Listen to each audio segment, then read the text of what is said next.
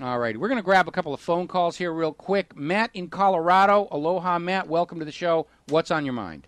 Do you look further beyond the rational geopolitical interest of a country, which the United States obviously does not pursue based on its cooperation with Israel and its detrimental foreign policy?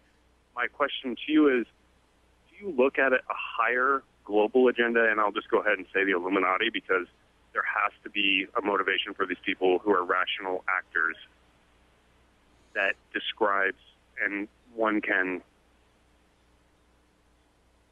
use their... Okay, well, I see where you're going with this, and first of all, the first comment I'm going to make is there doesn't have to be a higher organization. What we're seeing here is the manifestation of greed and stupidity and arrogance, and Putin, I think, nailed it on the head when he came out and said that the biggest problem with the U.S. government right now is they're suffering under the delusion that they are absolutely invulnerable, and they can't make mistakes, and everything that they're going to do is going to work. And they're used to this idea of a world in which the United States can throw its weight around and everybody will basically kowtow to them. But the rest of the world is coming to understand now that the U.S. government is very much a paper lion, and it can growl and wave its claws in the airs, but we're already exhausted militarily, we're exhausted financially, people are moving away from the dollar because it's no longer reliable. And if people aren't interested in using the dollar, a great deal of America's foreign policy influence is already on the wane. I don't think there was a higher purpose to Hillary going in and threatening Pakistan. I'm convinced she thought Pakistan would knuckle under. And it didn't. It's a miscalculation. Thank you. It's a miscalculation. So, given the fact that the Federal Reserve prints money at will, the financial motivation cannot be the deciding, influencing factor for these people's actions. And, okay, which these people are you talking about? What is your context? Well, I would talk about the global corporate elite that is in bed with the Federal Reserve and that gets $1 trillion from a Wall Street bailout, and the same people that are pushing austerity measures on Greece while stealing their sovereignty and waging war. I see that as a global elite Illuminati. Okay, well, movement. All right. Let me first of all, we're coming to the end of the segment here, and I'm going to let you go, and thank you very much. There are two things going on here. First of all, there is no Illuminati overlord organization. The Illuminati was a society that was formed in Bavaria to basically counter the Dark Ages, the darkness of religion. Religion was anti-science, anti-literacy. They tortured Galileo and so forth and so on. And people who understood that there was another way to run the world on a more rational basis, they wanted to bring light to the world, hence illumination, Illuminati. That is why so many universities' coats of arms include a lamp bringing light to the world. In fact, kind of an odd little story, I found another Rivero coat of arms the other day that has the lamp of knowledge on it as part of its crest, so I'm kind of pleased about that whole situation. So the Illuminati, the people, the money junkies would love to find a way to send you all off on a wild goose chase, and that's what this Illuminati thing is. And when we come back from this break, I'll explain further. And aloha, America. Welcome back to the show here. Now, if you grew up in regular, ordinary United States of America, probably at some time in your life, you got involved with a group of your friends as a kid, and they would ask you to go find something for you. Boy Scout camps, it was left-handed smoke shifters, things like that. If you were ever a student pilot, you'd be sent out to find a spool of flight line or a bottle of prop wash. And it's just a big joke to basically trick you into wasting your time looking for something that doesn't exist. And it's all good, clean, innocent fun, and so forth and so on. But basically, that's a lot of what you're seeing in the propaganda that's being used to control you today, to get you to go waste your time looking for something that isn't there. And that's where all this Illuminati nonsense comes from. Or it's the Freemasons or all the rest of that. And the idea is the bankers are sitting in their little palaces of money, and they're looking out the window, and they're very worried right now. We reported how the executives at Goldman Sachs are being driven around in these armored vans with these security people, and the police hold back the crowds. They're afraid right now. And so these bankers, these money junkies, would love nothing better than to convince you that the real cause of all the harm that you are suffering is way over on the other side of the ocean in some arcane, hidden underground temple where the Illuminati are plotting the end of the world. It's basically saying, it's not our fault you've lost all your homes and businesses. It was the evil Illuminati. Please untie me. Take the noose around from around my neck and go look for them on the other side of the globe. And that's basically it, to divert blame for a crime by fashioning and crafting a remote mythical enemy who can never be found. It's a very, very old propaganda trick. Laying a false trail. That's really what it is. So the real authors of the economic destruction of the United States of America are at hand. They are in Wall Street. They're in every branch of every central bank. They're in the State House. They're in the legislature.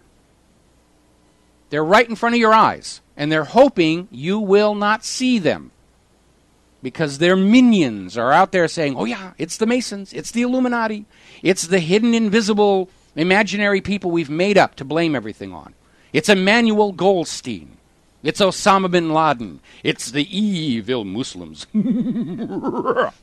So the reality is that you can explain what's going on in the world today without this invisible overlord concept. It's just greed, accident, and stupidity.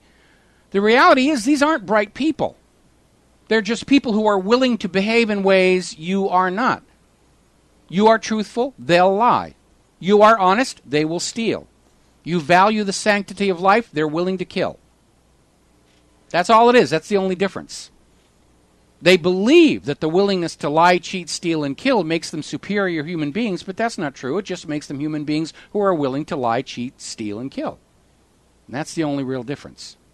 Here is your host, Michael Rivero. And aloha, America. Welcome back to the last segment of our show here on Friday. Thank goodness it's Friday, and oh boy, what a week it's been, and it's only going to get worse next week, I'm afraid. Things are just obviously in utter chaos and careening out of control. Everybody's looking out for their own wallets and their own political agendas, and there's really a serious lack of overview. In fact, I think that's probably the biggest argument against this idea there's some mythical Illuminati controlling the world for its own ends is everything is just utter chaos out here. And it really is. It's just the collective effect of a lot of individual agents running around trying to put money in their pockets and increase their power, and they're absolutely insensitive to the damage they're causing around them. It's like that research report shows. The money junkies really are mentally ill. They're psychotics. It's like this planet Earth is a giant, insane asylum, and the worst psychotics are in charge. And those of us who are trying to be sane are dealing with that dichotomy between trying to live in a world that makes sense, ruled by nutcases. We're all trying to be adults when the world's leaders are acting like children. They really are. It all goes back to that creation of the private central bank and a debt-based currency, which, by the way, is kind of brand new. If you really think about it, before the creation of the Federal Reserve System, there was no such thing as a world war. So how is it that we come about with this kind of a situation? And the reality is because, like any arcane religion, the debt-based currency system, it's based on belief. It's based on the belief that this is the way it's supposed to work and these are the rules you're supposed to follow. And all of these heads of all of these bankers and all the governments working for them don't want to admit their belief was false. It's easier to go out and wage war and conquer other people's money to bring home to balance the holy scriptures, in other words, the spreadsheets, than to admit that the system from its very inception has a fatal design flaw that always leads to its destruction. All of these wars, all of these invasions, all of these incursions and subversions and intrusions into other people's countries, and the basically puppet regimes so that those people have to be poor, is to make sure that we are not poor, even though by design the private central bank and debt-based currency is designed to make everybody ultimately poor. It's like a sick game of musical chairs. We're all grabbing for that last chair. Okay. All right, we're going to take a phone call. Rick in Florida. Aloha, Rick. Welcome to the show. What's on your mind? Yeah, hello, Michael. I have a major misunderstanding of what you were talking about. You said you were a Sephardic Jew. No, I said I have Sephardic ancestry. I'm not a Jew. I'm an atheist, as a matter of fact. Thank God. And okay, so you're saying that. But where did these people Sephardic? Where did they come from? Well, my particular family, that branch of the family, and don't forget, it's been diluted over the years with French and English, and there's even some Native American in the woodpile, according to my grandfather. But my original ancestry along that line of the family left Judea in 70 A.D. because the Romans were being very impolite, and they settled over in what is now Spain. And they became rich, they became noble. We have a couple of coats of arms in the family. They joined the original Crusades back to the Holy Land, trying to get back the homestead. That didn't work out too well. Then in 1490, in the 1490s, Queen Isabella got permission from the Pope to cleanse Spain. And my ancestors were thrown in a dungeon, and very large heavy metal objects were clamped onto very sensitive and delicate parts of their body. And the Inquisition said you can either convert to Catholicism or you can leave Spain. And because our family did have lands and property, they converted. And so the family from 1490 till my generation were Catholics. You use the term Hebrew. And, I want to know how, if you don't believe in anything biblical, how do you even come up with these terms of Jew and Hebrew, and which the Hebrews actually dispersed to Iberia many years before. there's a lot of muddling between the names Hebrew and Hyksos. We know that a lot of the Old Testament stories of the Exodus actually happened to the Hyksos rather than the Hebrew. Again, back then there wasn't a lot of concern about accuracy. It was all metaphorical and myth-making, and basically primitive nomadic people trying to reassure themselves that they were very important in the scheme of things. Okay, so basically you're saying you are not a Jew. Correct, I'm an atheist. Your ancestry is not a Jew. Okay, so my ancestry traces one of its roots back to Sephardics. Okay? In other words, Jew is a religion. Jew is a religion, like Islam, like Christianity. We're all the children of Abraham.